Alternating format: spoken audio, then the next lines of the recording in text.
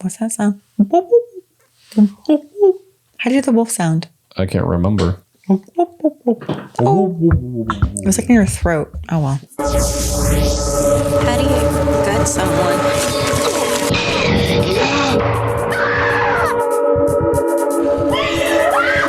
Always trust my gut. Hello and welcome to Gutted. I'm Aleece. And I'm Tony, and we're here to spill our guts about horror films. And today we have another post-gut episode for you. We'll be talking about that 80s wolf film. And no, we are not talking about Teen Wolf, Silver Bullet, An American Werewolf in London, or The Howling 1, 2, or 3. We're talking about that other one. Wolfen from 1981. For centuries, they have been hiding in the rubble of your cities. The concealed threat. The invisible terror. Chris! You scared me. They can sense the rhythm of your blood. Hear clouds pass overhead. See where you are blind. A force so deadly, it will tear the scream from your throat. This episode will be a post-gut episode where we can now give a full gut spill review of a movie that we've only previously tried to guess based off of the trailer. And we did a pre-gut for Wolfen way back in 2023. And we finally watched it. We're like, we're going to watch this within the year, maybe the next month. And we didn't. We watched it within the next 5 years. I mean, I did want to watch it we within wanted the to. year. We had good intentions, but we did not. There was a couple of factors, though. One was that we couldn't find it right for free on Tubi, which right. is available currently for free on Tubi. But even more so than that, we wanted to have the DVD, the physical media. Because I actually don't like watching movies that I want to see with commercials. It takes me out of it. So I try, if I really want to see a movie, then I try my best to find a physical copy and watch it without commercial breaks. Yeah. And so we were at one of our favorite places to buy DVDs, Rasputin's, also known as Mad Monks. This is in Central California. And we found a copy of it. We were really excited. $5.95. Steal. Yes. Steal of a deal. So in this episode, we will give a spoilerific recap of the film. I would say our recap is kind of just spoiling the first half. So it's not quite spoilerific, but we will spoil the first half in our recap. And then we will discuss our original predictions of the film. And then we'll go into full-on spoilers and conclude with our awards ceremony for Wolfen. First things first, we need to thank Erik over at Cradle to the Grave for the recommendation. When we originally did this pre-gut, we were asking other podcasters for their recs for an obscure horror gem, something that was older that we probably haven't seen. And it was a good one. We really loved the trailer. We loved the poster. Love the poster. Everything about it. And was really excited to see it. But yeah, it took us a while to get to this one. Sorry, Erik. Sorry, Erik. And sorry for those few of you who actually did comment on our trailer review of Wolfen. We did not look at your comments because we were so afraid of spoilers. So we didn't respond. But I think our initial predictions were that this was going to be a type of werewolf movie. I think we were expecting werewolf movie, but in the pre-gut, I had a little thought that maybe it wasn't a werewolf movie. Maybe it was just about wolves.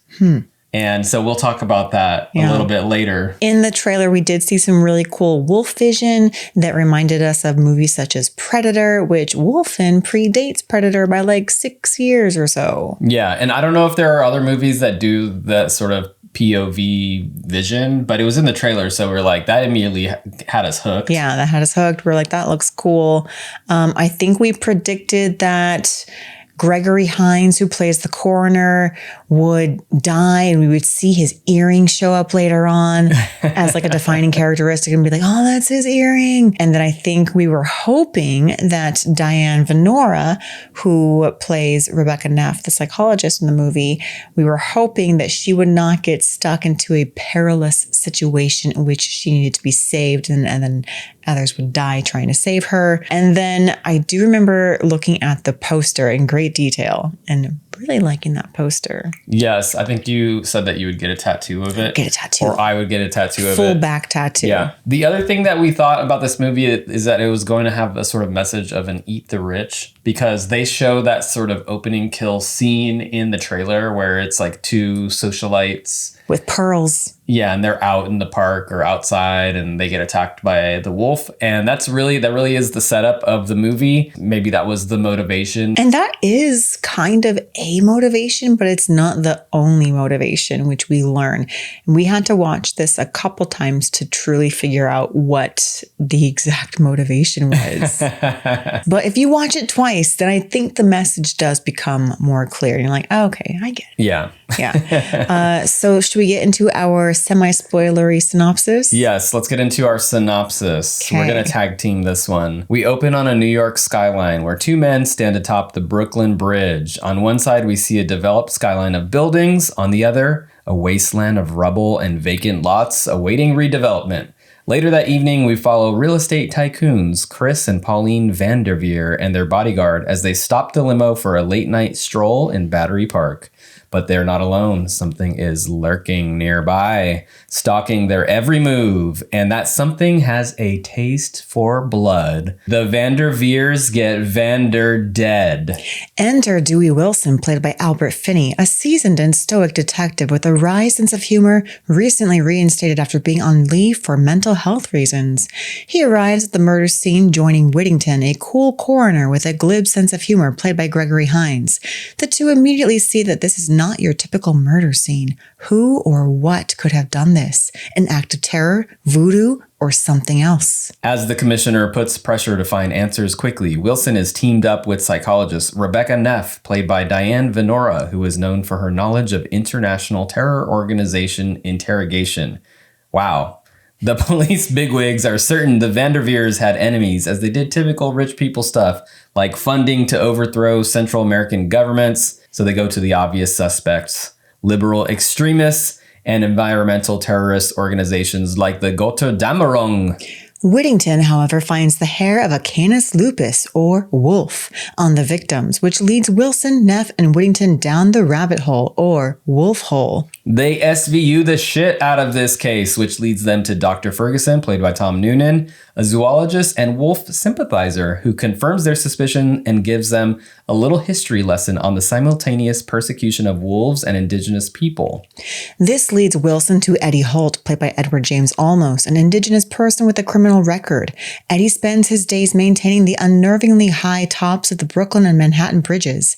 As he saunters carelessly atop the suspension cables untethered, he does seem a bit unhinged and unpredictable, but could he really be responsible for these murders?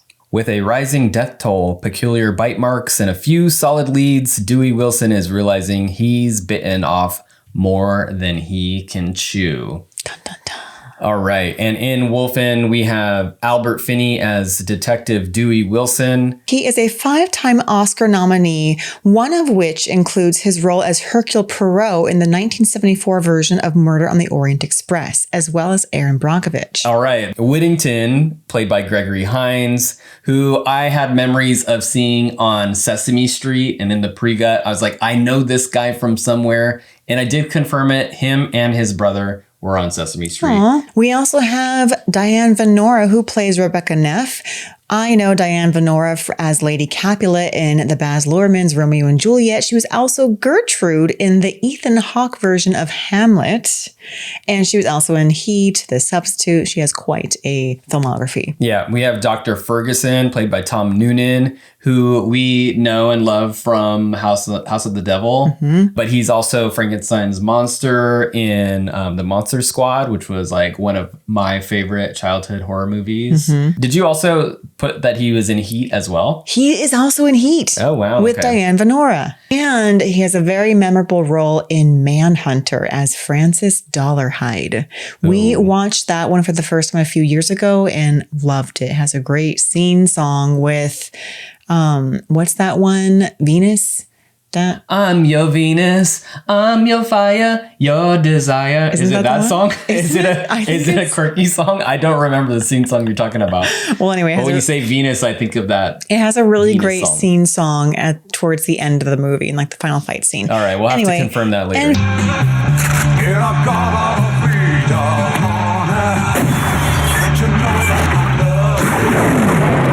Finally, we have Edward James Olmos playing Eddie Holt, our unhinged maintenance worker. He is an Oscar nominee for 1988 Stand and Deliver. He was also in Blade Runner as, I believe, the and a lead slew detective. of every single like Latino movie that I've ever watched growing up, including Selena, Mi Familia. Was he in Mi Familia? Yeah. Oh, okay, cool. What else? He was in American Me. He was in A Million to One. He's in everything. Mm-hmm. But this is a very young Edward James Olmos, and I almost did not recognize him. Oh. Thank you. All right. So now that we kind of have gone over a little synopsis of Wolfen, we can get into spoilers now. Okay. Okay. So are we just gonna go straight into Let's it? go straight is into it or it. isn't it? I know that is the burning question for all of you who are watching who haven't seen this film. Is it a werewolf movie? Is it a werewolf movie? I had this question when we were watching the PREGUT because there were things that led me to believe that maybe it wasn't a werewolf movie. Some of the dialogue in the trailer where Edward James almost is saying they might be gods. There were some images of just like a pack of wolves. Yeah. But they're usually like in werewolf movies, they want to sell the transformation, which is always the big part of a werewolf movie. Okay, and now that you're mentioning that scene where he says they might be gods, where Edward James almost is saying this to Albert Finney, I'm remembering at the time of the trailer review, I thought that Edward James almost was like holed up in a house, like a dank, dark little house. And he was too afraid to go outside. Quite the opposite. He has no fear about going outside. He was in a bar. It was just a dark little bar. But he was saying they might be gods and you might not quite understand them. It is not a werewolf movie. Well, it's not a werewolf movie in the traditional sense where we get like a transformation and there's someone stalking by night.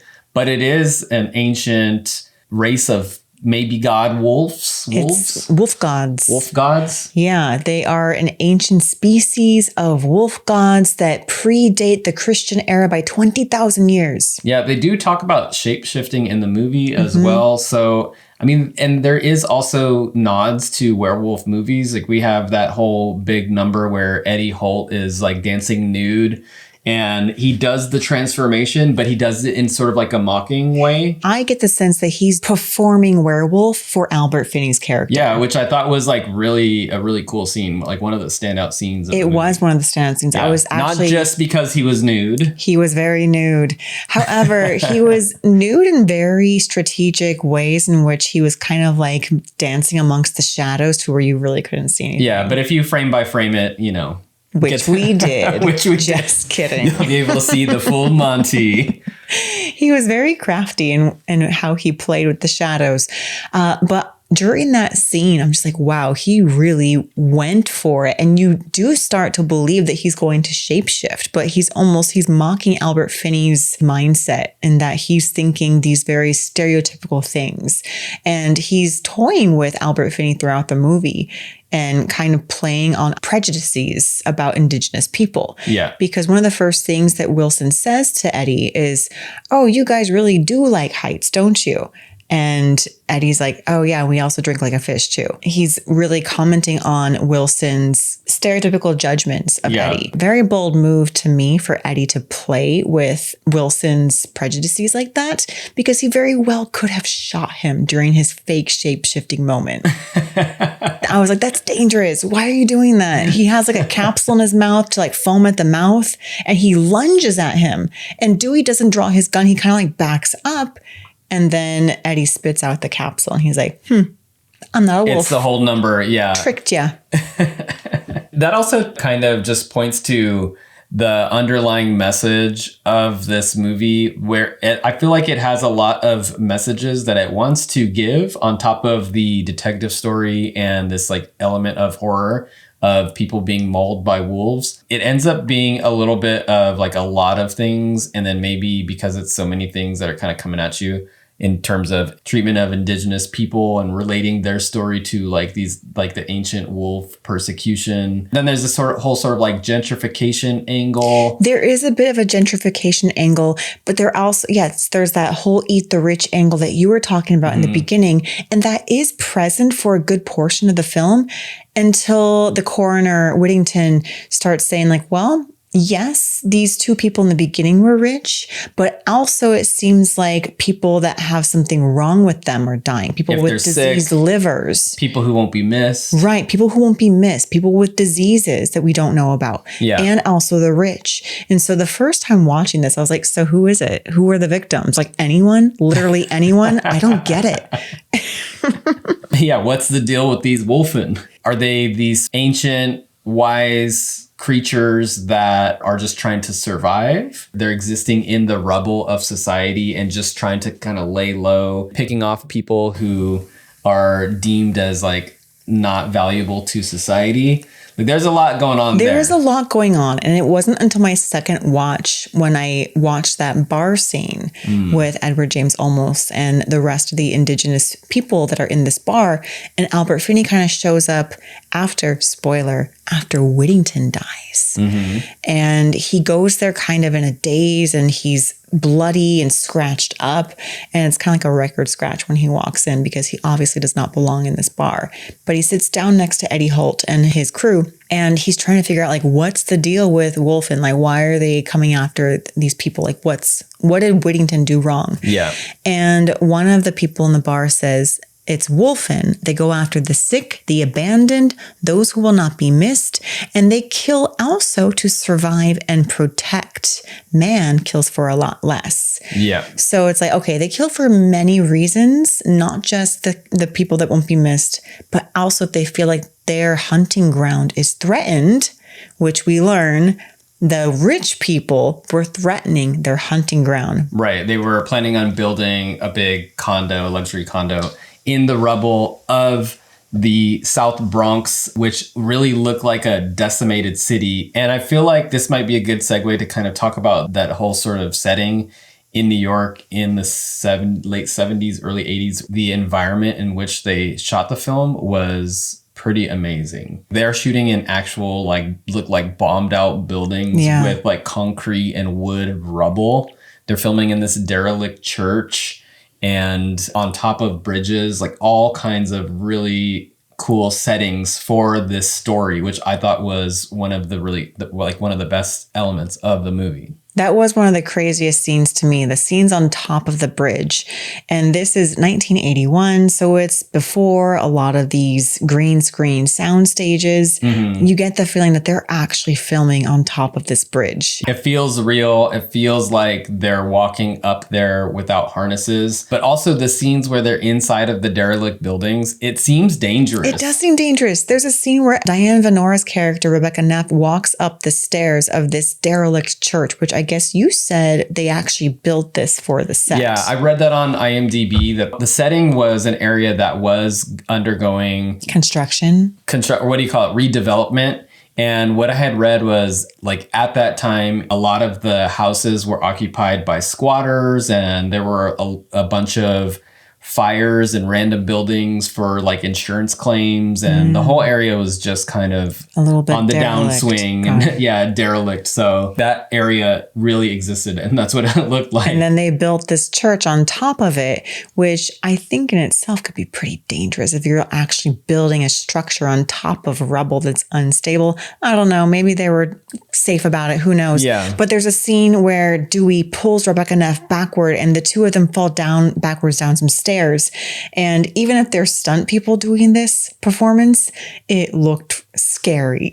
Yeah. Like something could topple down at any given moment. That actually adds an edge to this movie, which is really cool. So, I mean, okay, the other thing that we didn't really mention is that we don't really see a wolf or a werewolf character or, you know, whatever for like the first hour or so of the movie. It takes than that. I think maybe an hour and a half. Right. We see eyes at one point and we hear noises, but we don't actually see anything. We see the Wolfen's POV with the really cool Wolfen vision. Yeah. We don't actually see a wolf until probably an hour and 10 minutes or hour 20 minutes into They imitate a baby crying for some reason. Okay.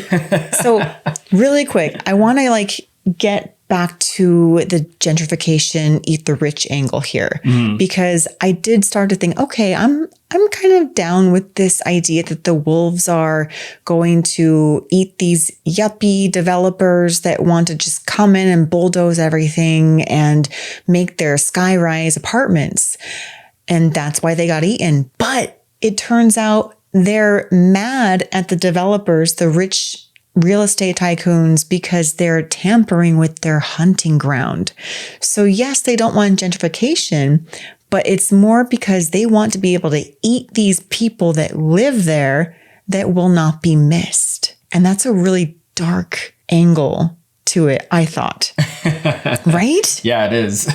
There are movies where it's they're trying to punish the gentrifiers. Yeah. And that makes sense. Well, and here they're trying to protect their territory. They're protecting their territory. So it's a territorial move, yeah. Yeah, and when we're in the bar and we get that explanation that don't feel upset by the Wolfen, man kill for a lot less. And I think that's when it kind of dawns on Albert Finney's character, okay, yeah, you're right. Man will just, shank you for some pearls or whatever. Yeah. But the Wolfen, they're thinking about very simply, and they're a more perfect being than human man. Yeah. They are doing things to protect their territory, and they're more advanced than man because they can do this very analytically without feeling distraught about their fallen coworker or family member. Eddie Holt says they are a more complete being and they're in tune with nature. Right. So, and to them, we are the savages. We're the ones that need technology. We're the ones that need detectives to solve the crimes. For them, there is no crime. It's just the way. Yes, we are the eco-terrorists. We are the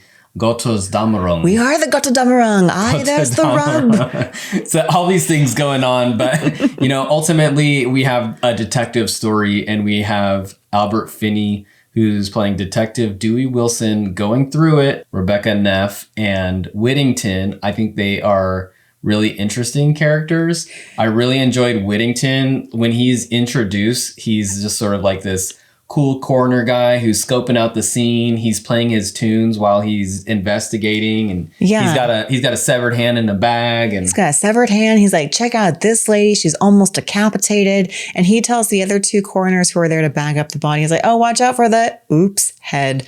And he doesn't even flinch. He's like, oh, lost her head. Oh well.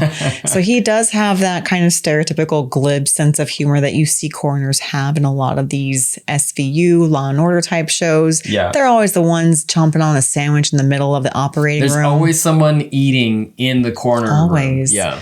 And I think Albert Finney's character is the one who's chomping on a giant cookie as he's watching these bodies and cadavers be worked on. There's always a food scene. Dr. Ferguson, played by Tom Noonan, he's a very interesting character.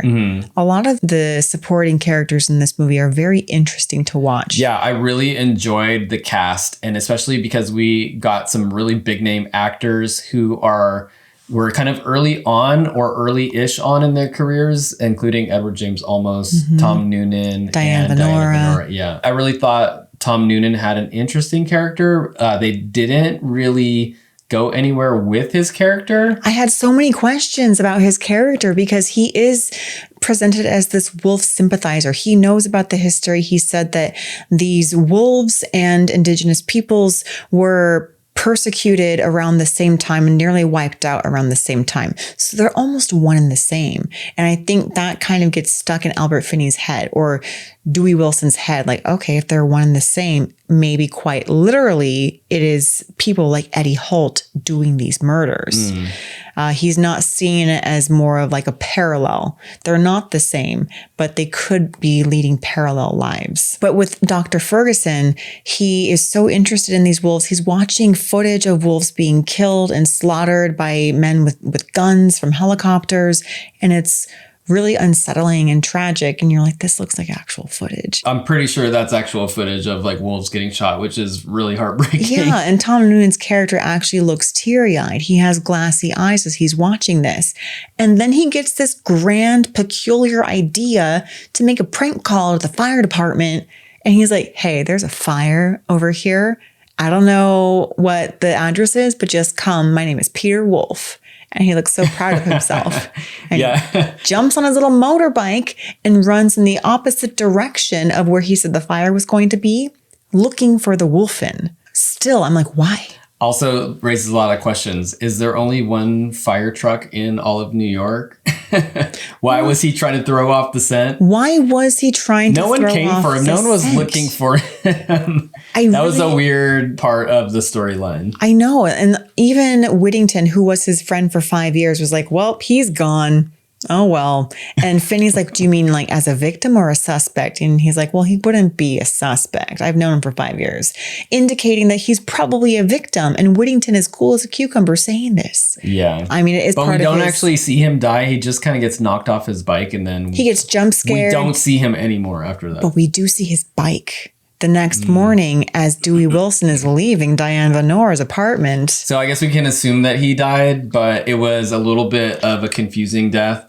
There is something to say about that, though, and about maybe some of the parts of the movie that don't really feel like they got fleshed out enough. So what I had read is that the original cut of this movie was a 4-hour long cut. 4 hours. And the person who made this film, Michael Wadley, this is really, I think, his only narrative film. He's done a bunch of music documentaries. You said he was a cinematographer. He's most known for doing this like Woodstock documentary. Interesting. And this was really, I think, the only thing that I remember seeing that he had directed. Just looking at a picture of this guy, he kind of seems like he's got the hippie vibe. He probably was, he looks like a Woodstock concert goer. He looks like a character in like a Rob Zombie film. Yeah. He looks cool, shirtless on IMDb. I like that profile photo. So, Nice. probably like going big for his big werewolf movie with all of these environmental messages and talking about indigenous people and the slums of New York, and probably had this epic 4-hour cut of the movie, brought it to the studio, and they're like, no, that you can't make a 4-hour long. And he's like, wait, there's movie. a full hour. And it's not a werewolf There's movie. a full hour where Dr. Ferguson is trying to make it back to civilization, Exactly. but it was cut. So we'll never find out. That's what I'm thinking. I'm thinking that just a bunch of key scenes that maybe would have connected some of these dots just got cut for time. Yeah. There was one other area that was confusing. A lot of it, I feel like my questions were answered upon the second viewing, but there were 2 questions, and one was Dr. Ferguson and what happened to him and why was he a victim of the Wolfen when he was obviously a sympathizer of the Wolfen.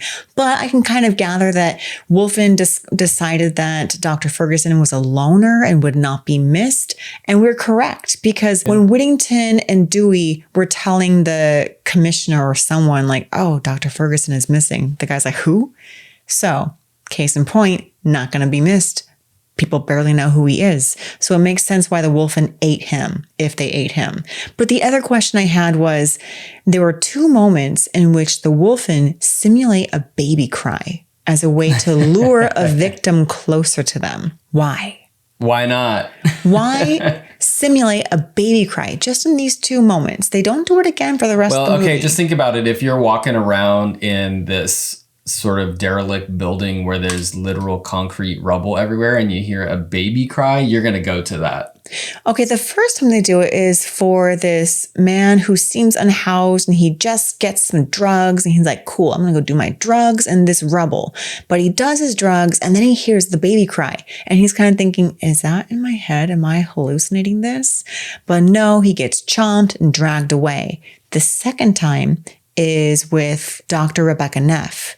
She hears the baby cry when she's with Dewey Wilson. And she's like, do you hear that? He's like, nah, it's the wind.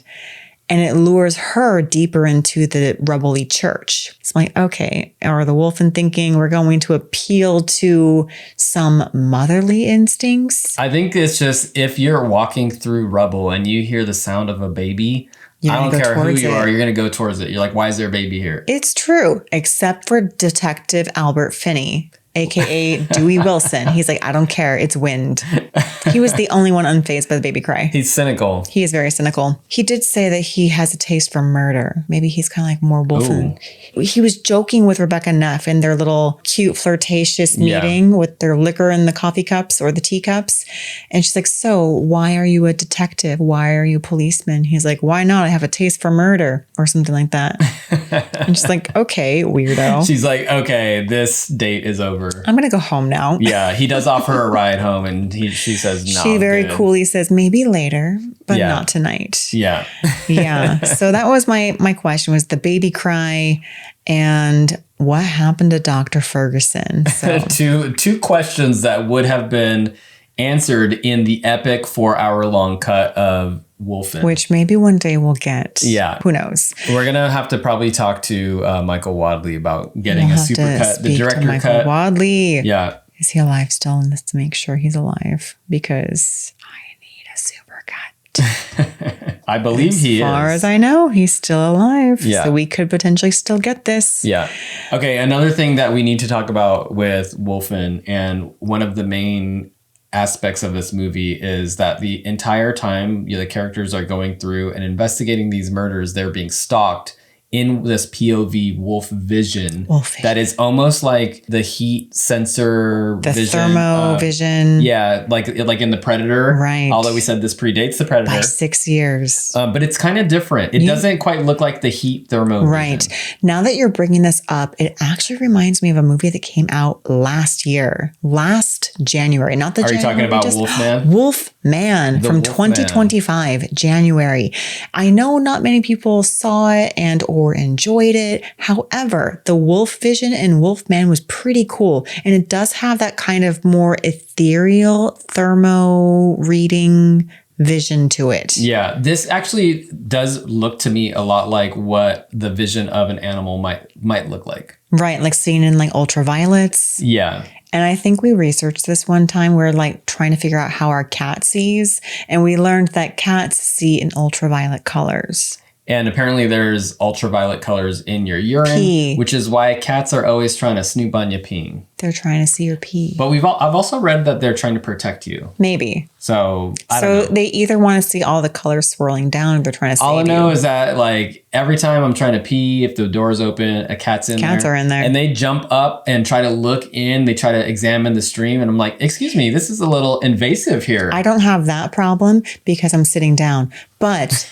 Potato, our cat, if you don't close the lid right away, then she will jump up and just like watch. She wants the She'll watch a swirl. Yeah. It must look amazing. I have no idea because I'm not a cat.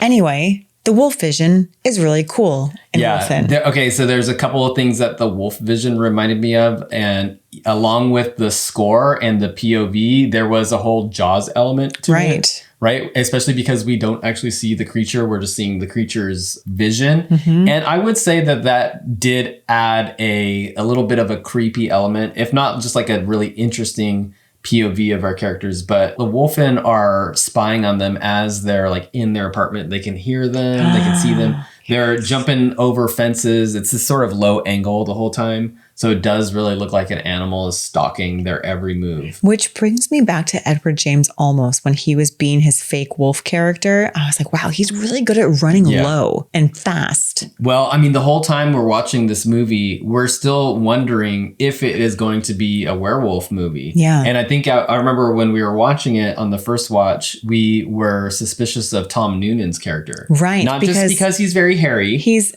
not that hairy. He's got like lots of hair on his neck. Actually, he does have a full-on beard in this. Yeah. And he is very quirky. He feels almost non-human because he is so quirky. And he has played monsters before. And even Dewey Wilson is suspecting him at certain points. He's like, as a suspect or a victim? And Whittington's like, no, as a victim, obviously. Yeah. Why would someone be that into wolves if they were not a werewolf themselves? Yeah. Right? He's just a sympathizer. So, I mean, it did a good job of like kind of keeping that mystery open. And when we finally see the wolf, it's like an hour and 20 minutes into it. It's when Whittington and Dewey Wilson go to the rubbly area at night to go see if they can find the Wolfen with their guns and all their gadgets, their technology, and their like giant sound thingy that they have. What's the aim here? What are they hoping to do? What are Catch they hoping the wolf? to do? And Whittington doesn't even quite think that they're going to see anything. He's treating it as a joke. So he's Messing around. He's in a tower with his sniper rifle, and Dewey Wilson's walking around with his rifle, and then we see the wolf for the first time encroach upon Whittington's space. And when I saw That's this, when we first see the wolf. when we first see It's a black wolf with like very piercing stark yellow Yeah. eyes. And when we see this, I audibly gasped. I was like, oh, it's a wolf. The movie did have a bunch of jump scares that did. were not really like where the music is kind of swelling up. And They then it weren't kinda hits cued you. by the sound, and I was very Yeah. impressed. Yeah, they were more of like someone sneaking up behind someone. I think Rebecca Neff sneaks behind Dewey Wilson Dewey at one point, and it creates this jump scare. with the camera. Yeah. The camera zooms back really fast. She's like, what is it? He's like, There's one point where Gregory Hines opens up a door and there's like this old mirror behind it. like his foggy reflection. And I was like, That oh, was pretty creepy, yeah. because it looks like a distorted figure, but it's his own figure, just foggy. And then, yeah, the Wolfen. And there is a cat Pursuing. jump scare. Ah. We have a list going of various cat jump scares. Whenever we see a movie with a cat jump scare, we document it. So we might have it Look out come for up that again list, yeah. on a top 10 cat jump scare thing. As far as the horror element, I really did enjoy this sort of POV of the Wolfen in the Wolfen vision.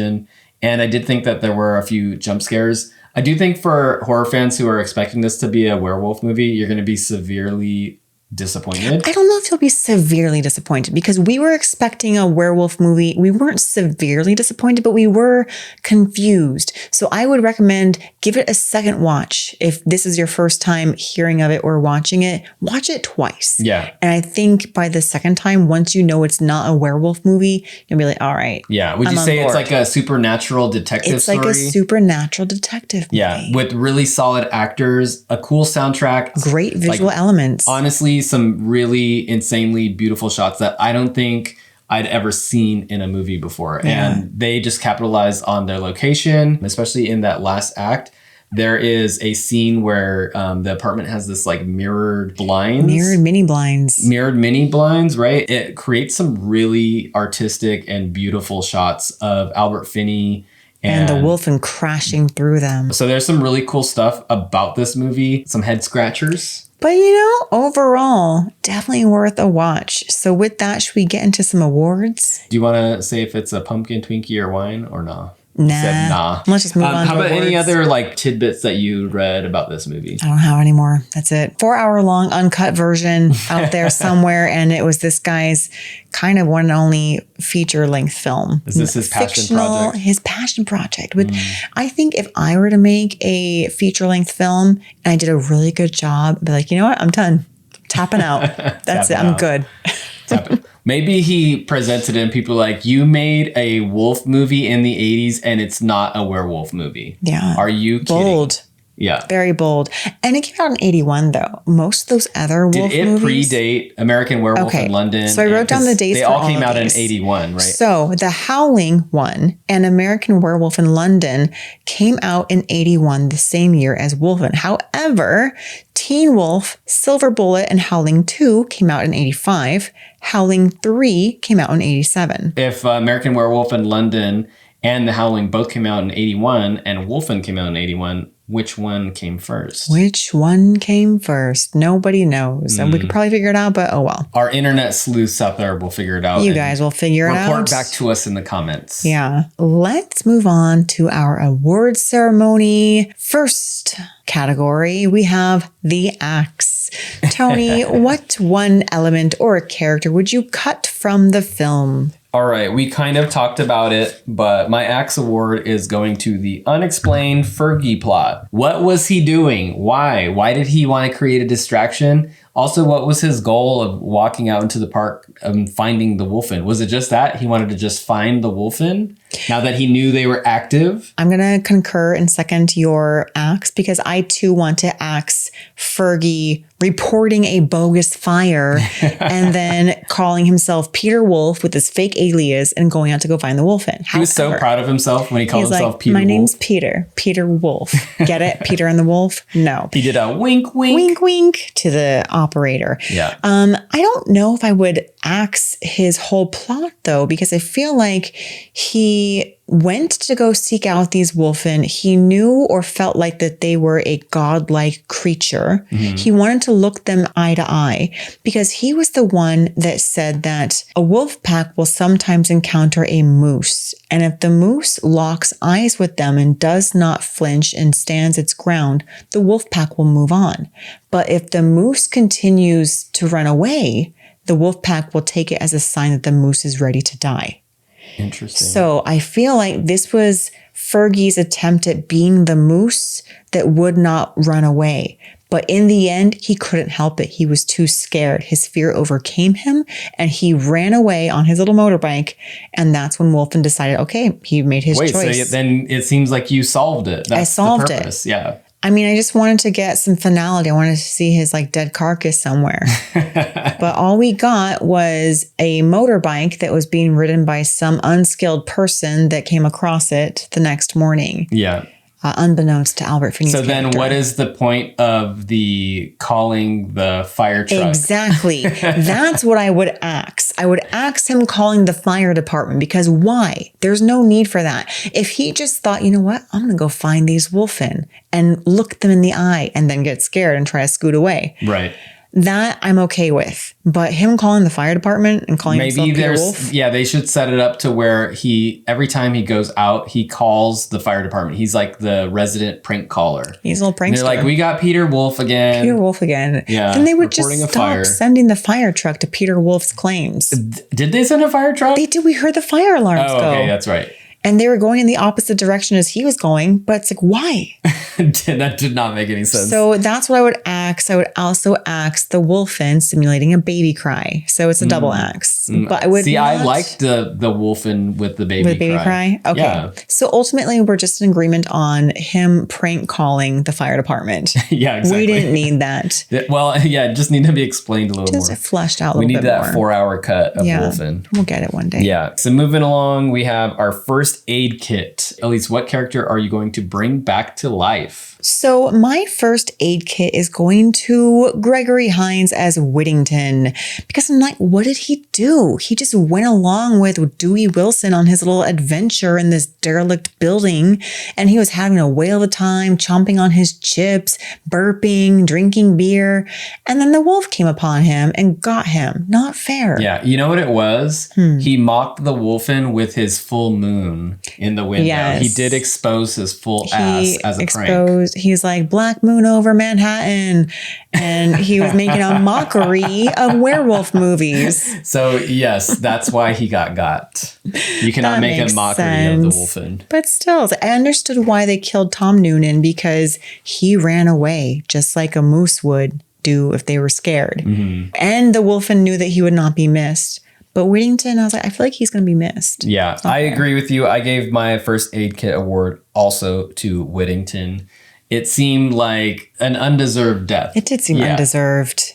However, he was tampering with their hunting ground, but so was Dewey Wilson. They should have killed him first. Yeah. That's a good one. And he was a cool character. He was just like a really fun, nonchalant corner was character. having a great time, had a zest for life. He did. Yeah. He wasn't taking things too seriously. Nah, he was fun.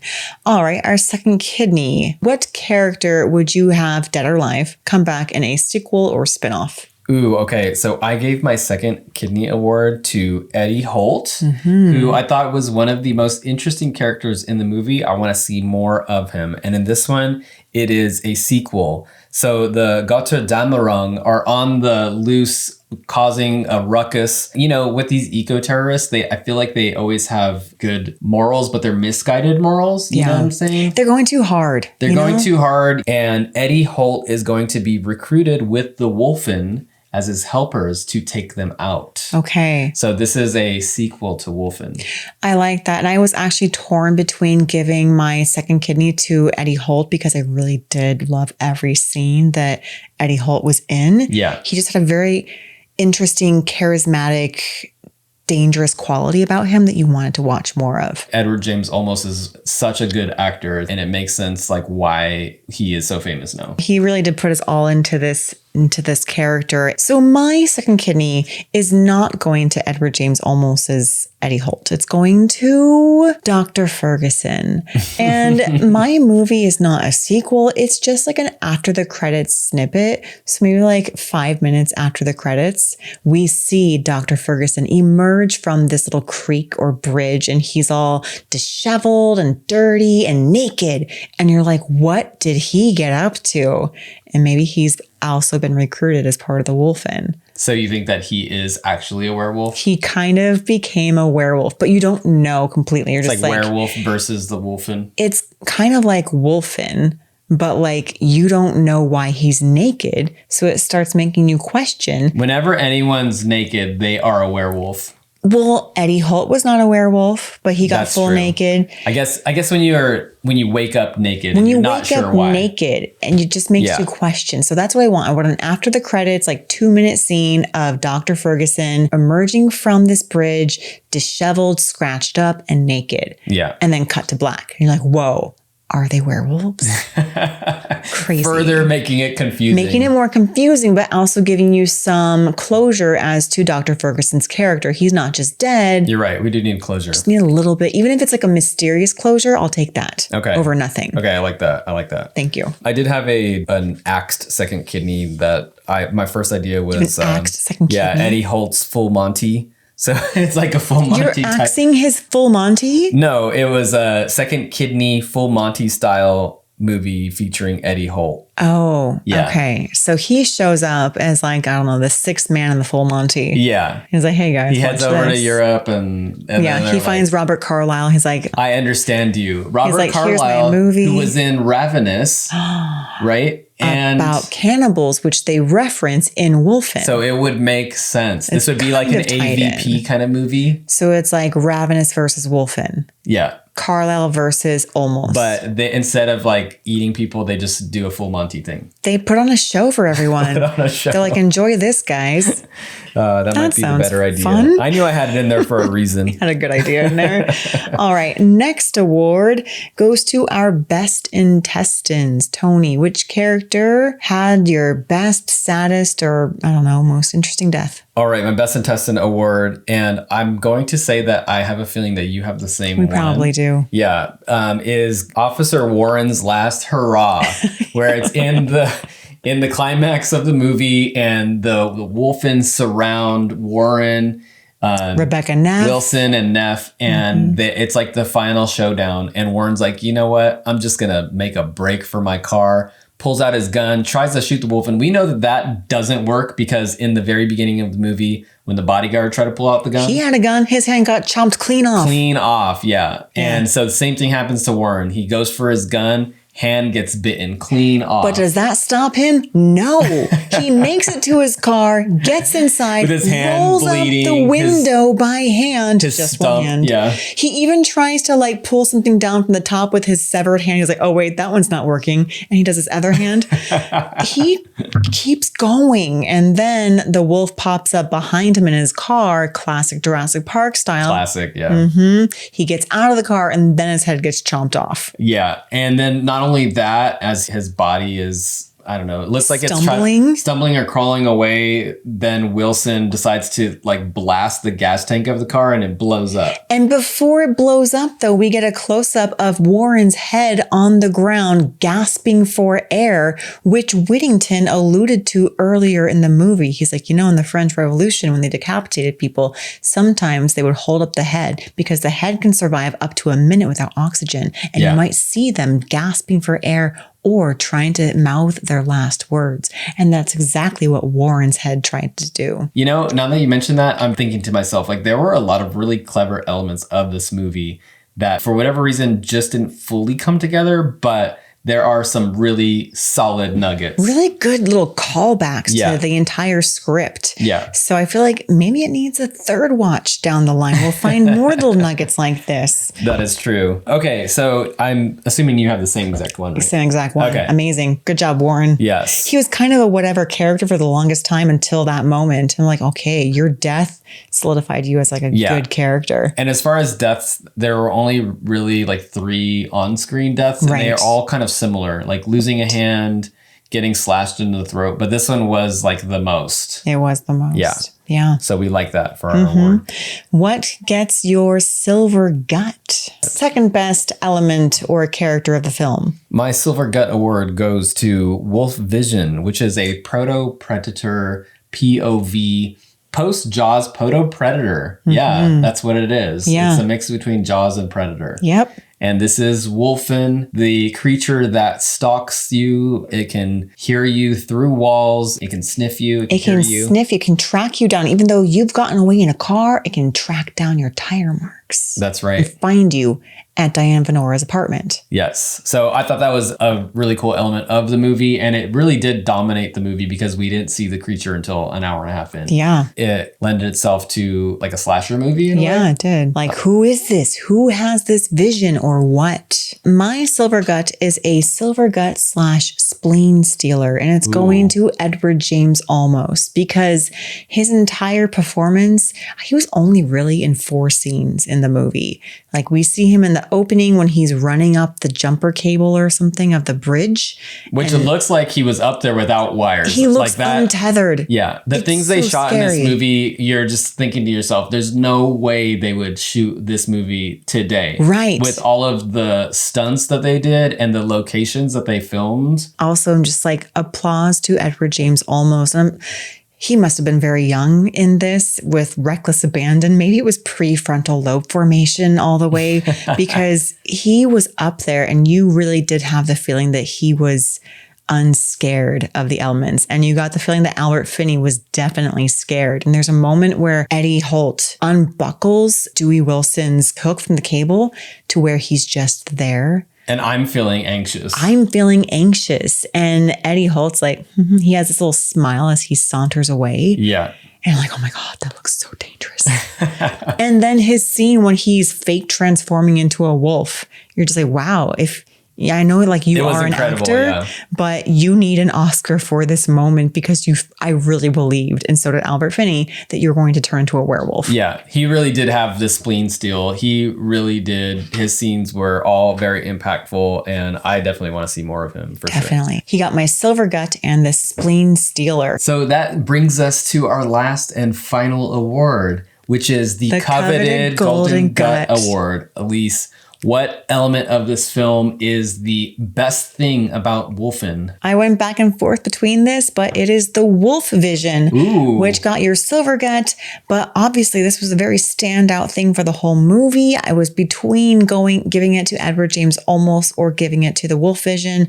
And I ultimately decided that this movie would not be what it was without that wolf vision. I agree. And also, I mean, I know we talked about it multiple times already, but I'm giving my Golden Gut Award to filming locations in New York, because aside with the wolf vision, the shots from on the bridge, like what we just mentioned, the rubble, the derelict church, the luxury skyrise, I thought they were all incredibly beautiful locations and made for a really stunning film. That combined with the wolf vision is definitely the reason to see this movie. And also, like Edward the acting, James Olmos. The cast. The entire ensemble. It has so many really great elements to this movie. There are a couple questions and head scratchers, but if you can put those aside, then I think this is a really excellent 80s wolf movie. I kind of feel like if we got the director's cut, it's sort of like a Blade Runner thing, right? So when Blade Runner came out, it kind of flopped and it had that sort of voiceover narration and people were just like, I don't know how I feel about it. And then the director's cut came out and people are just like, this is the greatest sci-fi movie ever made. So I feel like if we got the 4-hour cut of Wolfen. We need the Scorsese cut. Exactly. It's going to be what I had seen some blogger wrote, the Citizen Kane of werewolf movies, even though it's not a werewolf movie. So that's another interesting thing about this, is that it is a non-werewolf movie that came out in the 80s, the decade that was just full of werewolves. And the same year is probably the 2 most iconic werewolf movies of ever. Yeah. Yeah. So what a bold effort. Do you have any final message or theme for this movie? I got one. Okay, share yours while I think of one. Yeah. Okay. We just watched Hamlet. So I have a little Hamlet quote. There are more things in heaven and earth than are dreamt of in your philosophy. Which Okay, and how does that relate to the film? At the very end of Wolfen, we get a voiceover from Albert Finney's character, Dewey Wilson, saying, "In arrogance, man knows nothing of what exists. There exists on earth such as we dare not imagine." They both mean that we might not know all the answers. We are arrogant humans that think we can figure things out, such as the ending or plot twists to Wolfen. But maybe that's part of the message, is that we don't have to figure everything out. Yeah. There's not a clear message. Wolfen's not just eating the rich. Wolfen's not just eating the weak. Wolfen predates Christianity by 20,000 years. So we are arrogant in thinking that we can solve this in one nice, neat little sentence. Well said. I don't think I can top that, so I'm not even going to try. Cool. Should we talk about our blockbuster rating? Oh, yeah. Let's do that. Since Aleece already so eloquently gave us our concluding thought, Thank you. we will end on our blockbuster rating, and then that'll be it for Wolfen. That'll be it for Wolfen. All right. Aleece, does Wolfen make it to your staff pick main shelf? Is it a dollar rental? Is it a bargain bin buy and keep? Is it a back alley dumpster?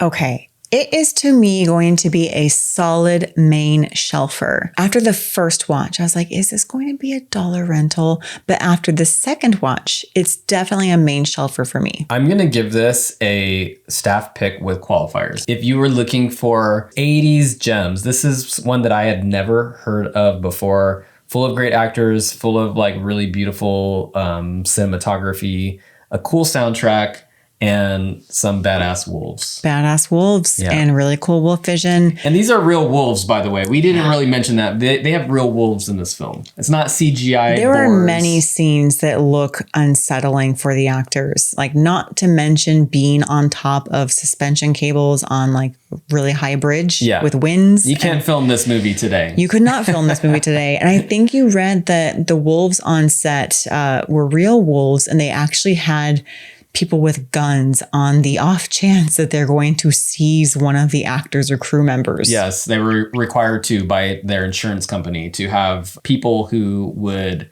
kill the wolves in case they, which hopefully it didn't come to that. Would go against the message of the movie. Exactly, yeah. Especially the Götterdämmerung's message, because the Götterdämmerung's message was death to humanity by wolves. Oh, that was their motto, right? That was their motto. Oh, it was the end of the world by wolves was the motto of the Götterdämmerung, which was the eco-terrorist group that ended up not being at fault for anything. But Go figure. But still loosely tied into the wolf message. And also took all the blame for everything. Yeah, willingly. They're like, yep, we did it. All right. Well, maybe that'll be my concluding thought is the Götterdämmerung are a little bit delusional, as they say, delulu these days. And they'll take the blame for mystical wolves. They're like, yeah, that sounds good. That was us. We did that. Because why not? And death to the world by wolves. Yeah. Yeah. If you like what you've heard today, please give us a rating, write a review for us, tell some friends, tell some other message boards such as Reddit. Hey, check out Gutted Horror Podcast. Take to the streets. Take to the streets. Yes. Team. Just start writing Gutted Horror Podcast in Sharpie all over. Don't do that. Okay. I didn't say that. Yes. Anyways, thank you so much for watching and or listening. We would like to know, have you seen Wolfen? Were you expecting a werewolf movie? Are you a part of the Götterdämmerung? Are you now an Edward James Olmos super fan because of his werewolf impression? Are you planning on climbing any bridges with or without? Don't. Just Yeah. Thank you so much for watching and or listening. This has been another episode of Gutted.